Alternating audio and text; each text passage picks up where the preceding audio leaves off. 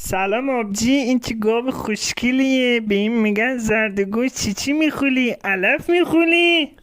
خفش دریوز. یوشو بخو بدنم مامانو ببین بوتو دعوا کنم بگم گی نخور دوباره بگم بخوابم دوباره بیدار شم. خب این زندگی نشد برینم توی زندگی.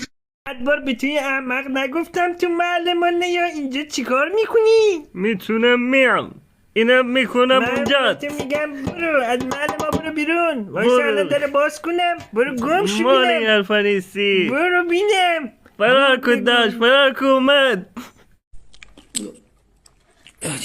چی نمیخوایم؟ میگم چی دارم میخوام چه آب گوشت و علف دادم مزگی میده نخواهیم بعد زهر داره چیکار کنی غذا بجوری؟ نه خود تو بگی ما بخوری سی بشی اوه توشه اینجوری میکنی توشه مور اذیت.